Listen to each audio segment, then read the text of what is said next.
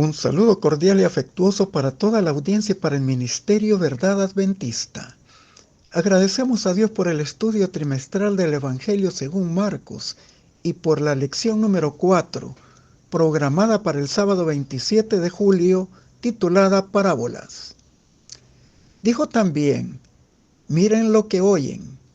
Con la medida con que miden, los medirán otros, y aún les será añadido. Al que tiene se le dará, y al que no tiene, aún lo que tiene, le será quitado. Marcos capítulo 4, versos 24 y 25. Entre todos los evangelios sinópticos de Mateo, Marcos y Lucas, Marcos es el que menciona menos parábolas. Y en el capítulo número 4 analizaremos el primer grupo de ellas. En el diccionario bíblico adventista se define parábola del hebreo machal, palabra que evoca la idea de representación, símil, comparación, proverbio, y del griego parabolé, literalmente poner algo al lado de otro para comparar, un tipo, una figura, un símbolo, ilustración y proverbio. El estudio de las parábolas nos invita a analizar la relación entre sus personajes, las acciones y la explicación adicional de Jesús sobre ellas. Y veremos que por su enseñanza moral y espiritual puede compararse con un proverbio. Marcos capítulo 4 contiene las primeras 5 parábolas del Evangelio. Número 1, la parábola del sembrador. Número 2, la de la lámpara.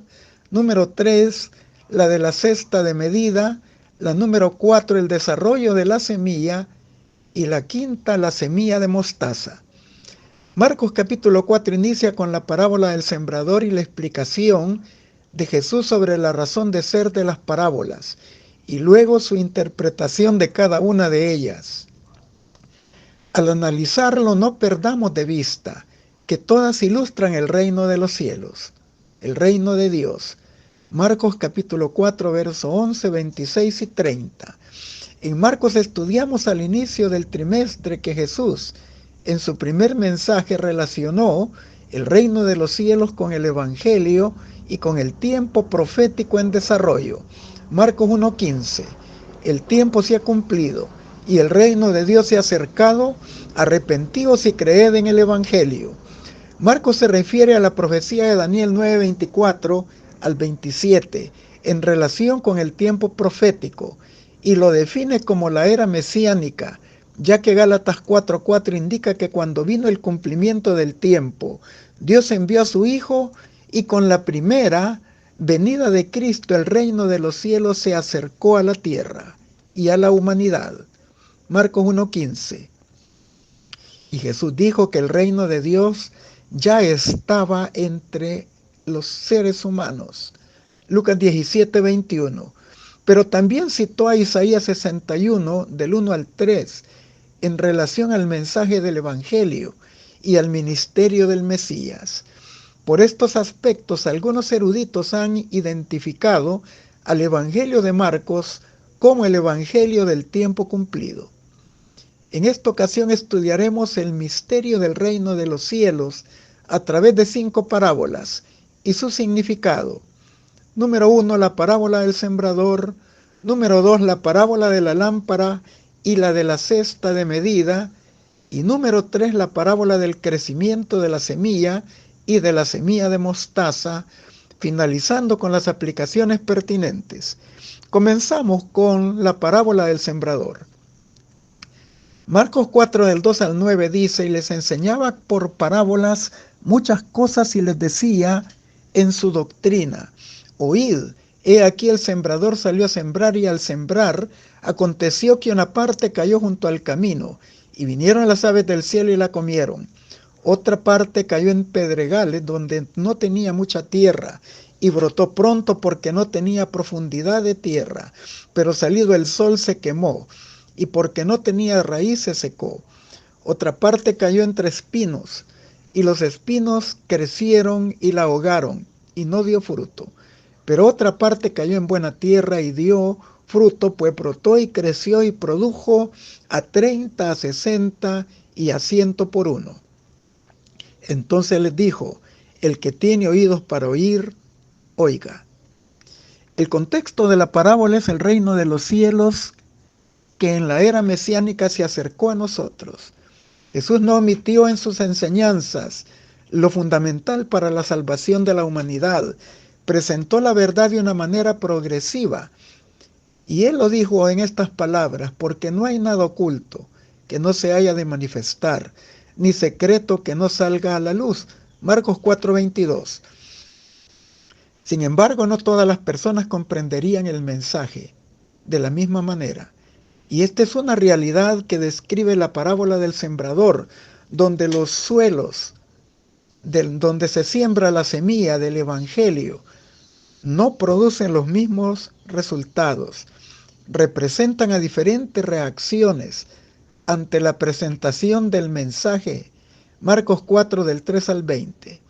La parábola termina con el buen suelo y la exitosa cosecha, indicando que el reino de Dios puede ilustrarse en sus inicios como una pequeña semilla, pero al final será grande. Por cierto, el reino de Dios será el único que permanecerá para siempre. Daniel 2:44. La semilla es la misma en cada caso, es la semilla del Evangelio, es la palabra de Dios.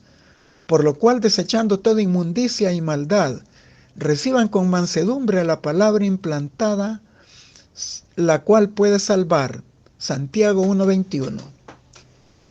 Pero cae en diferentes clases de suelo el corazón de las personas y los distintos tipos de reacciones ante esta presentación del Evangelio del Reino, que pueden ser de rechazo, aceptación parcial y temporal, o aceptación duradera y perseverante. Y eso es una experiencia real en el mundo. La prosperidad de la semilla se condiciona al tipo de suelo donde es sembrada. La parábola completa comprende en sí 4 historias en sus escenarios respectivos sucesivos hasta el final. El sembrador salió a sembrar la semilla que cae junto al camino es devorada inmediatamente por las aves del cielo. Marcos 4:4. La que cae en pedregales y brota en escasa tierra porque no hay espacio suficiente para que la raíz se profundice, aunque demora algunos días más para alcanzar su fallido resultado. Cuando sale el sol se seca. La semilla que cae en la tierra llena de espinos demora aún más tiempo al alcanzar su infructífero final, hasta que los espinos crecieron más rápido y la ahogaron. En los 3 primeros terrenos la siembra no dio resultados, no tuvo éxito el sembrador, pero en el último, el terreno donde cae la semilla, el buen suelo, allí la semilla tiene el desarrollo más prolongado de tiempo. Ahí la raíz alcanza buena profundidad, brota, crece y llega el tiempo requerido de toda una estación para que dé fruto. Pero Jesús comprende que aunque sea buena tierra, dará resultados diferentes a 30, a 60 y a 100 por uno. Jesús comenzó los 3 primeros tipos de terreno que no dieron resultados exitosos. La semilla en el terreno junto al camino desaparece.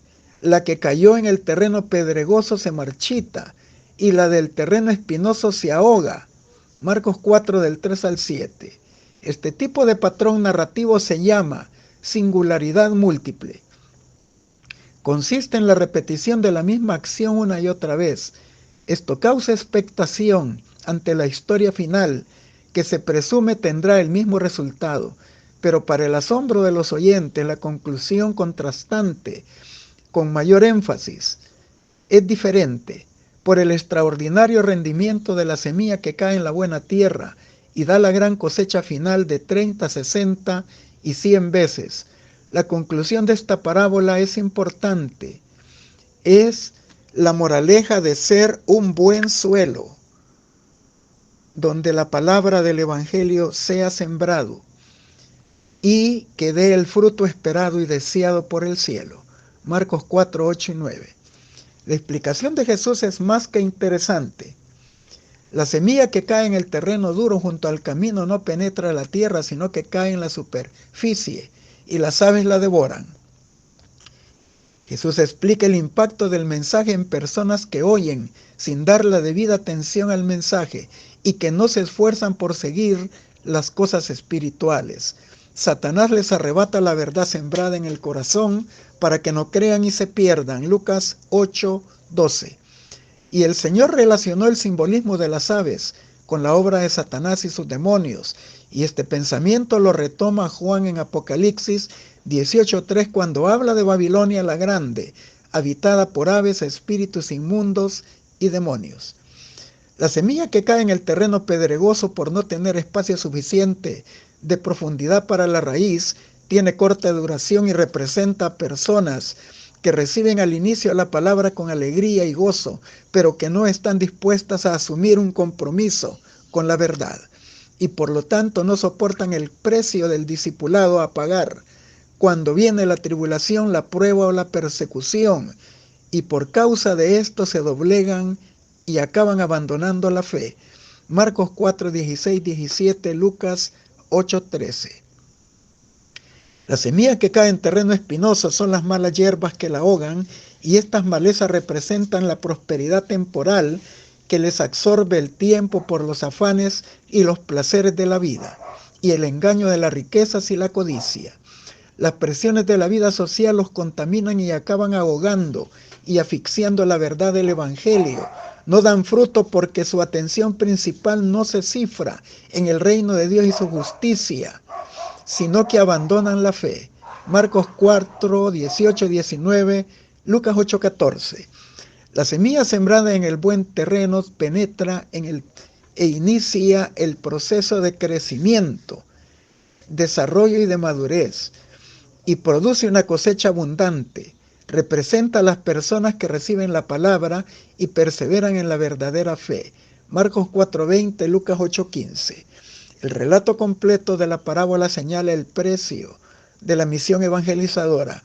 En el Salmo 126, versos 5 y 6 dice: los que sembraron con lágrimas, y añade, irán andando y llorando, el que siembra la buena semilla. Existe el riesgo de no alcanzar el éxito anhelado. La oposición de las fuerzas del maligno estarán a la orden del día. Pero debemos de cumplir esta misión evangélica. Esto es parte del precio de seguir a Jesús. Y en los primeros 3 tipos de terreno no hubo resultado. Pero luego el Salmo 126, 5, 6 completa la idea diciendo que los que siembran con lágrimas segarán con regocijo. Los que van andando y llorando llevando la preciosa semilla, al volver, vendrán con regocijo trayendo sus gavillas. Y es en el último tipo de suelo el que garantiza el éxito y asegura una cosecha abundante. Porque para quienes sigan fielmente a Jesús y sus enseñanzas hasta el final, se les asegura una recompensa abundante para la eternidad.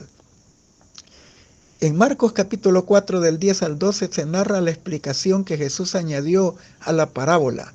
Este pasaje no ha sido muy bien comprendido por muchos que consideran que Jesús negó el conocimiento de la verdad a los que les habló por parábolas y solo lo dio a los privilegiados discípulos y seguidores selectos. Pero el relato presenta un escenario distinto. La semilla cae en los 4 tipos de terreno, porque las personas así representadas todas escucharon el mensaje del Evangelio, la verdad revelada a través de ellos, de esas parábolas. Pero a diferencia unos de otros, en sus reacciones, algunos no prestaron la atención debida, otros no tuvieron el interés de aprender la verdad, ni de preguntarle a Jesús algo adicional. Otros no estuvieron dispuestos a pagar el precio de seguir a Jesús, enfrentando el rechazo o la persecución.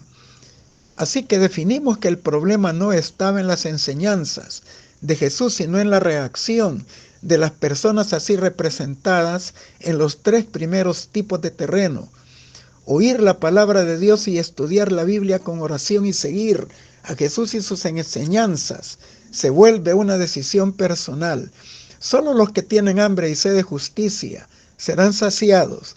Mateo 5:6. Y Jesús dijo en Juan 7:17, el que quiere hacer la voluntad de Dios conocerá si la doctrina es de Dios o si hablo por mi propia cuenta. En Marcos 4 del 10 al 12 se toma como referencia Isaías 6, 9, 10. El profeta, después de tener un encuentro con la gloria de Dios y ser purificado por un carbón encendido del altar, recibe un llamado divino. ¿A quién enviaré y a quién irá por nosotros? Y él responde, heme aquí, envíame a mí. Pero se le advierte del rechazo de su mensaje y él pregunta por cuánto tiempo debo de predicar y se le dice, usando una hipérbole, una exageración, hasta que se acabe el mundo. Marcos también usa esta cita y ocupa también una hipérbole y exagera y presenta a Jesús afirmando que si no entienden esta parábola, no entenderían las siguientes. ¿No sabéis esta parábola? ¿Cómo pues entenderéis todas las parábolas? Marcos 4:13. Esta no era la primera vez que Jesús hablaba en parábolas. Lo estudiamos en Marcos capítulo 2 y 3 en la parábola de las bodas, el remiendo de la tela nueva en el vestido viejo, el vino nuevo en odres viejos y la casa dividida contra sí misma.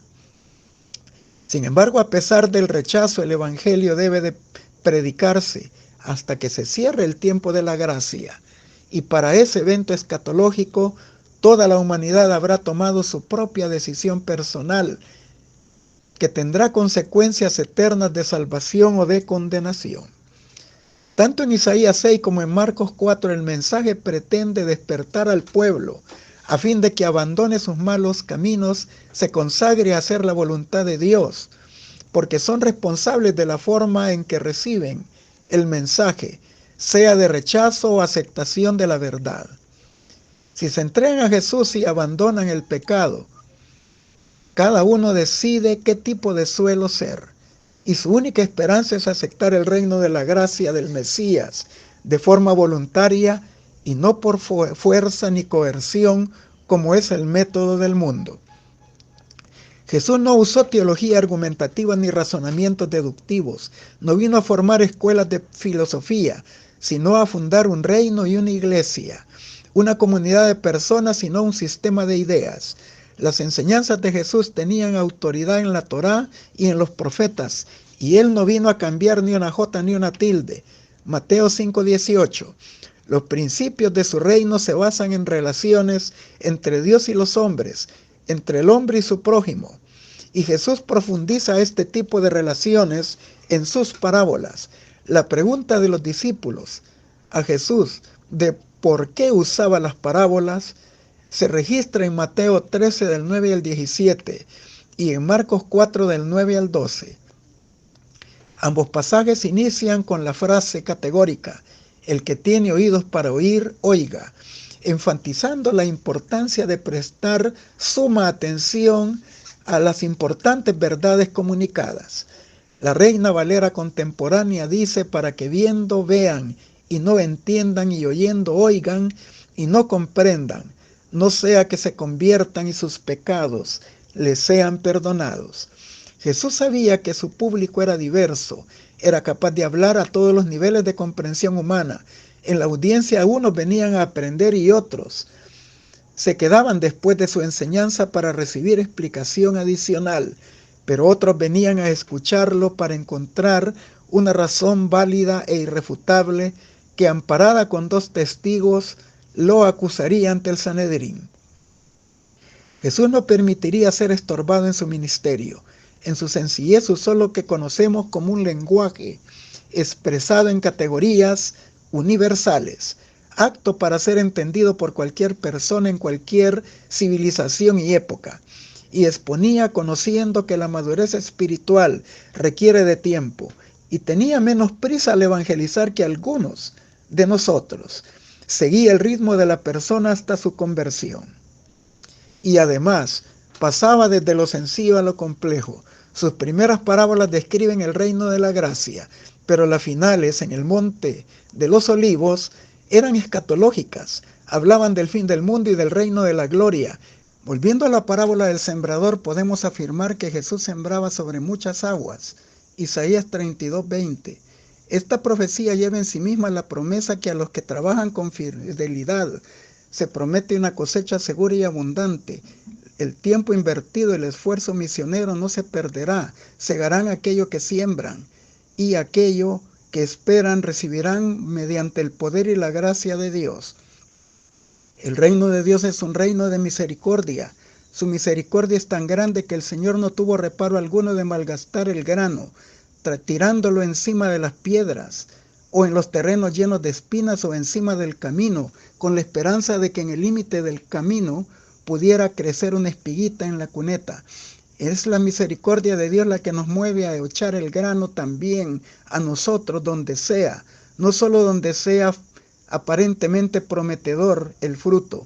Sin embargo, la parte que nos corresponde es recibir el Evangelio, atesorarlo, obrar de acuerdo al plan divino, con perseverancia y colaborar con Dios en el establecimiento de esas relaciones salvadoras del reino de los cielos con nuestro prójimo. Continuamos con la parábola de la lámpara y la cesta de medida. Marcos 4 del 21 al 25 también les dijo: ¿acaso se trae la luz para ponerla debajo del almud o debajo de la cama? ¿No es para ponerla en el candelero? Porque no hay nada oculto que no haya de ser manifestado, ni escondido que no haya de salir a luz. Si alguno tiene oídos para oír, oiga. Les dijo también: mirad lo que oís, porque con la medida con que medís os será medido, y aún se os añadirá a vosotros lo que oís. Porque el que tiene se le dará, y al que no tiene aún lo que tiene se le quitará. La introducción de Jesús demanda una respuesta negativa y una positiva respectivamente. ¿Acaso tiene una lámpara y se pone debajo de un almud o debajo de la cama? Las lámparas se crearon para dar luz, disipar las tinieblas. Un uso distinto hace perder la razón de su existencia. Jesús nos confronta porque nosotros caemos en lo absurdo, cuando teniendo la luz del conocimiento de la verdad, en lugar de alumbrar a los demás, la ocultamos. Jesús nos exhorta a dar un uso apropiado al conocimiento. Dios nos reveló esta verdad del Evangelio para comunicarse al mundo que está en las tinieblas. Y antes de ir al cielo, Jesús nos comisionó llevar este Evangelio a todo el mundo, doctrinando a las naciones y llevando el testimonio hasta lo último de la tierra. Mateo 24, 14, 28, 19, Marcos 16, 15, Hechos 1, 8. Y en Apocalipsis 14, 6, 7, en el tiempo del fin el Evangelio eterno llegará a todos los moradores de la tierra, a toda nación, tribu, lengua y pueblo. El Evangelio no es un conocimiento místico, oculto o secreto revelado a personajes privilegiados. Son las buenas nuevas de salvación para el mundo. Lo fundamental para la salvación debe de llegar al conocimiento público. Jesús no terminará su ministerio celestial, ni el tiempo de la gracia se cerrará hasta que todo el mundo sea advertido, y será la responsabilidad de cada quien aceptar o rechazar. La presentación de Mateo 5, 14 al 16 de esta parábola compara a los discípulos con las lámparas como portadores de luz. Debían impartirla a los que moran en las tinieblas de maldad, ser ejemplos ante el mundo, hacer brillar la luz individual, la luz de la verdad que les fue impartida por Jesús mediante esas parábolas y a través de enseñanzas especiales cuando ellos lo solicitaban. El énfasis de Mateo está en la responsabilidad de dar testimonio de la verdad. Esta parábola en Lucas 11, 33 al 36, el énfasis está en la forma en que los individuos la reciben y usan la verdad, comenzando con el problema de Israel, que según el plan divino era que todas las familias de la tierra fueran bendecidas con la luz dada a Abraham y a sus descendientes. Y ellos efectivamente escondieron la luz debajo de un almud. En Marcos 4:22, Cristo es la fuente de la luz de la verdad para disipar las tinieblas en la mente de los hombres en cuanto a Dios y a su reino. Mateo 13:11, no hay ningún misterio secreto importante para salvación que les sea escondido o oculto a los que escuchan atentamente. Los discípulos debían propagar ampliamente las verdades recibidas de Jesús, y esto no era negociable. No podían silenciarlo ni condicionar la predicación en búsqueda de ventajas temporales. La palabra del recipiente alude a la forma en que los vendedores motivaban a sus compradores dando algo adicional a la medida de precio normal. El Señor promete que Él añadirá más beneficios y conocimiento al que está interesado en la verdad. Este principio se aplica también en la parábola de los talentos. Deben de usarse para que se perfeccionen y se multipliquen, o se perderán. El conocimiento de la verdad debe de ponerse en práctica para beneficio propio y compartirse para su multiplicación. La verdad es progresiva, el que la recibe y la pone en práctica. El Señor le añadirá una mejor comprensión de ella para que la use adecuadamente y la comparta. Pero al igual que la parábola del talento, si no se usa, se pierde. Con el tiempo se perderá el poco conocimiento que pensamos aún poseer y quedaremos en tinieblas. Lucas 8:18. Pero además de lo anterior, debemos ver el factor tiempo y oportunidad de Eclesiastés 9:11. El tiempo avanza, las oportunidades no aprovechadas nunca volverán, y si perdemos el escaso conocimiento de la verdad que poseemos, llegará el momento en que desearemos oír palabra de Dios y será imposible, porque la obra de evangelización habrá llegado a su fin. Amós 8:11-12 dice: vendrán días, dice Jehová el Señor, en que enviaré hambre a la tierra, y no hambre de pan ni sed de agua, sino de oír la palabra de Jehová. E irán errantes de mar en mar, desde el norte hasta el oriente, y discurrirán buscando la palabra de Jehová y no la hallarán. El tiempo de gracia es muy valioso. Dios nos lo ha dado para aprovecharlo, para conocer la verdad y sus beneficios, y no estará disponible indefinidamente. Al cierre del tiempo de la gracia ya no estará disponible esta oferta del Evangelio ni sus beneficios.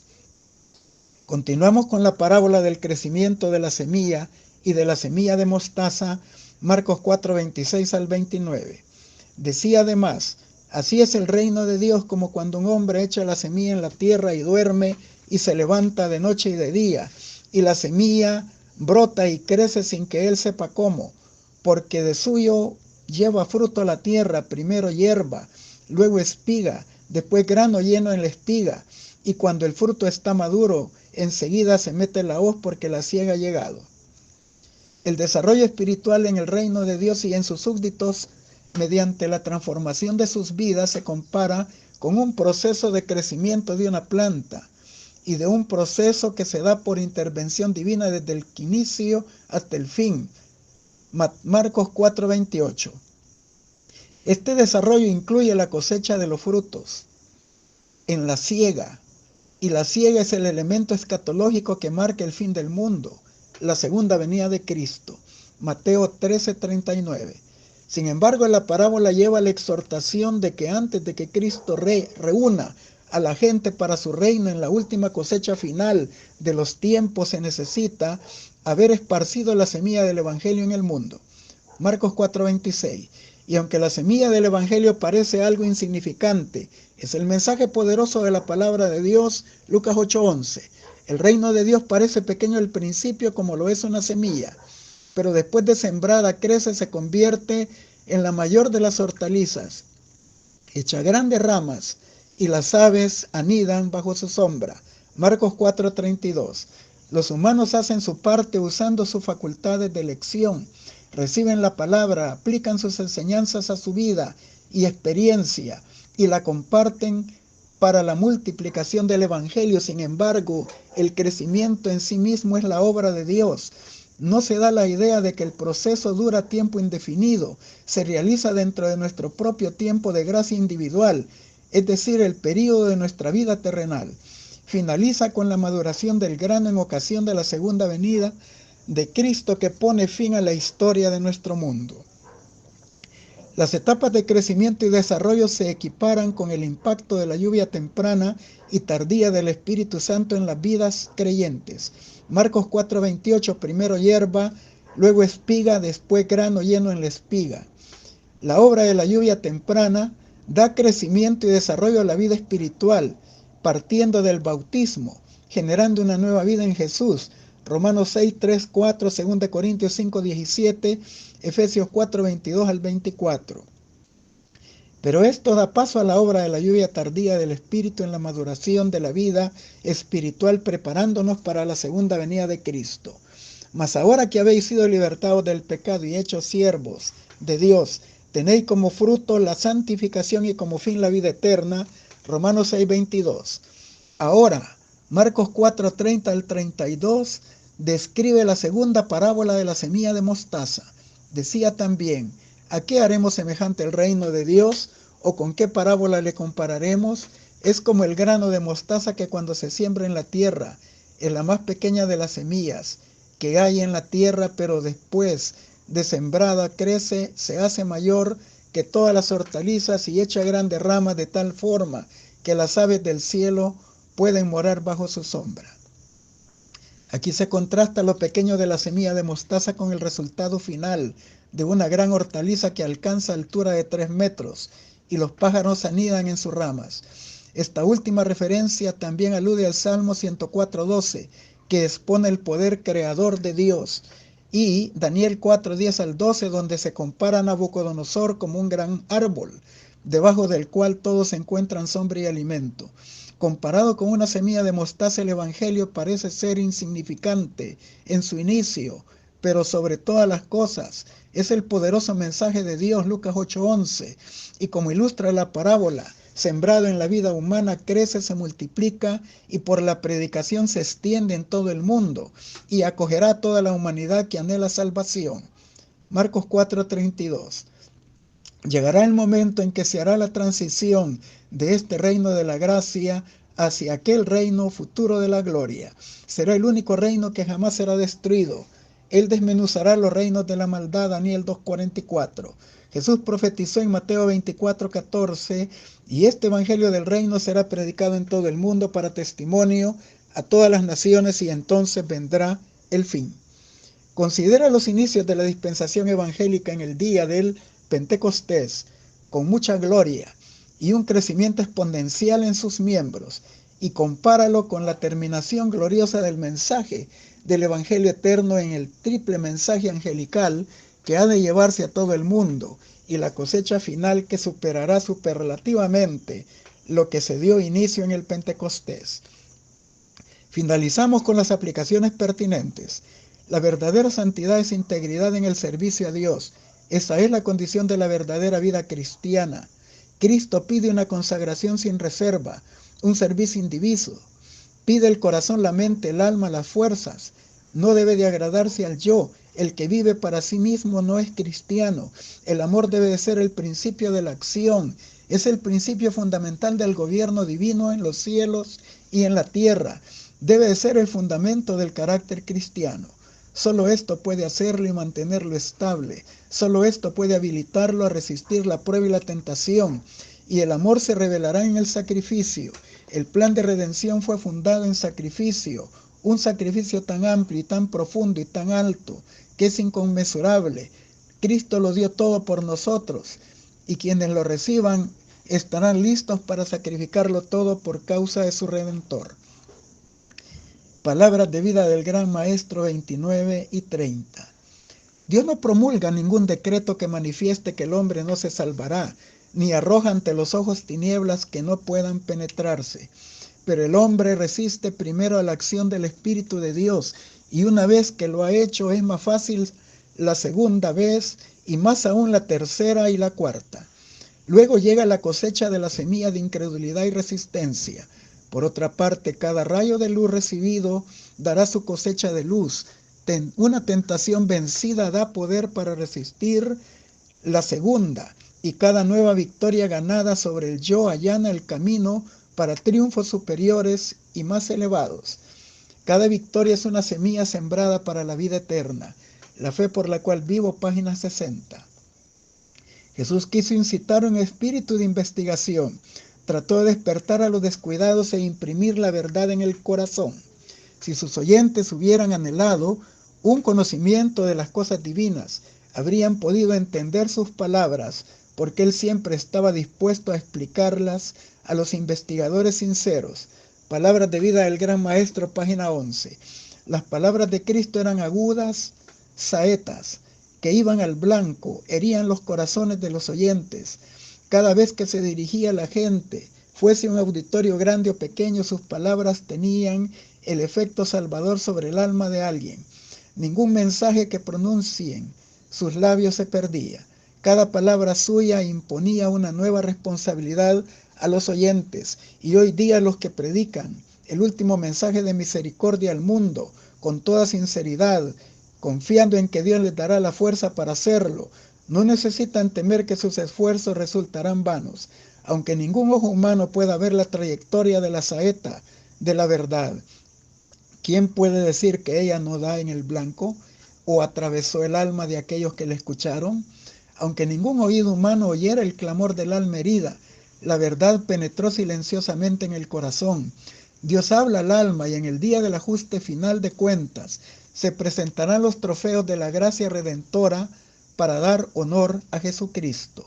Obreros Evangélicos 157. Es privilegio de todo cristiano no solo esperar, sino apresurar la venida de nuestro Señor Jesucristo. Si todos los que profesan llevar su nombre trajeran frutos para su gloria, cuán prestamente quedaría sembrada en el mundo la semilla del Evangelio. La última misma duraría rápidamente y Cristo vendría a recoger su precioso grano. Maravillosa gracia de Dios 339. El mensaje no será llevado adelante por argumentos como por medio de la convicción profunda inspirada por el Espíritu de Dios. Los argumentos ya fueron presentados y sembrada la semilla, brotará y dará fruto. Las publicaciones distribuidas por los misioneros ejercieron su influencia. Sin embargo, muchos cuyo espíritu fue impresionado han sido impedidos de entender la verdad por completo o de obedecerla. Pero entonces los rayos de la luz penetrarán por todas partes, la verdad aparecerá en toda su claridad, y los hijos de Dios de corazón recto romperán las ligaduras que los tienen sujetos. Los lazos familiares, responsabilidades de iglesia serán impotentes para detenerlos. La verdad les será más preciosa que cualquier otra cosa. A pesar de los poderes coaligados en contra de la verdad, un sinnúmero de personas se alistarán en las filas del Señor. Conflicto de los siglos 670, el Evangelismo 508. Nuestra responsabilidad es más grande que la de nuestros antepasados. Somos deudores por la luz que recibieron ellos y los que nos entregaron como herencia, y deudores por la mayor luz que nos alumbra hoy, que procede de la palabra de Dios. Conflicto de los siglos 151. En un sentido muy especial, los adventistas del séptimo día son colocados en el mundo como centinelas y transmisores de luz. Les ha sido confiada la tarea de dirigir la última amonestación al mundo que perece. La palabra de Dios proyecta sobre ellos un grado de importancia. La proclamación de los mensajes del primero, del segundo y del tercer ángeles. Ninguna otra obra puede ser comparada con esta, y nada debe desviar nuestra atención de ella. Eventos de los últimos días 43. Solo los que estén viviendo a la altura de la luz que tienen recibirán mayor luz. A menos que estemos avanzando diariamente en la ejemplificación de las virtudes cristianas activas, no reconoceremos las manifestaciones del Espíritu Santo en la lluvia tardía. Eventos de los últimos días 165 y 166. Les deseo un feliz sábado para todos, en la presencia del Señor.